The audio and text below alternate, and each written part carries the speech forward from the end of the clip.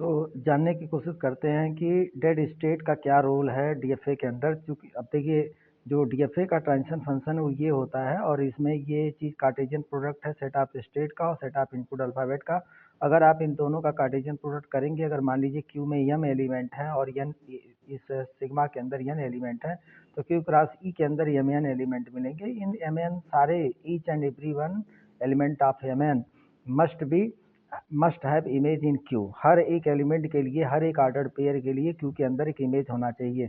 अब अगर मान लीजिए कि किसी ऑर्डर पेयर के लिए इमेज नहीं है, तो डीएफए के लिए तो कोई दिक्कत नहीं करेगा, लेकिन इस ट्रांजिशन फंक्शन के लिए दिक्कत करेगा, क्योंकि वो फंक्शन तब रह ही नहीं पाएगा।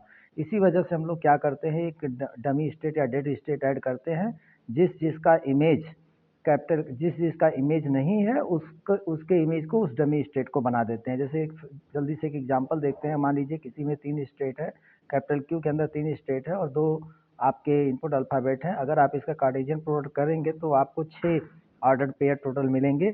अब मान लीजिए कि 6 ऑर्डर पेयर में से केवल इन 4 का इमेज दिया गया है, बाकी 2 का इमेज नहीं दिया गया, जो कि यहाँ पे लिस्टेड है। इन दोनों का इमेज नहीं है, यानी कि अनडिफाइंड है ट्रांजिशन फंक्शन। तो इन दोनों की इमेज को बनाने के लिए एक नया स्टेट क्यू डैश मान लीजिए जोड़ देते हैं, तो क्यू डैश आपका इमेज हो जाएगा इन दोनों ऑर्डर पेयर का। और क्यू डैश एक नया स्टेट आया तो इसके भी 2 ऑर्डर पेयर बन जाएंगे, क्यू डैश ए और क्यू डैश बी।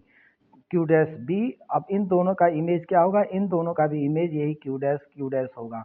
तो केवल फंक्शन की जो मतलब डेफिनेशन है उसको मेट करने के लिए हम लोग डेड स्टेट जोड़ते हैं। बाकी डेड स्टेट के जोड़ने से ना तो कोई स्ट्रिंग आपकी बढ़ती है ना तो कोई कम होती है। लैंग्वेज आपका अनअल्टर्ड रहता है, मतलब लैंग्वेज जो पहले था वही लैंग्वेज बाद में भी रहेगा।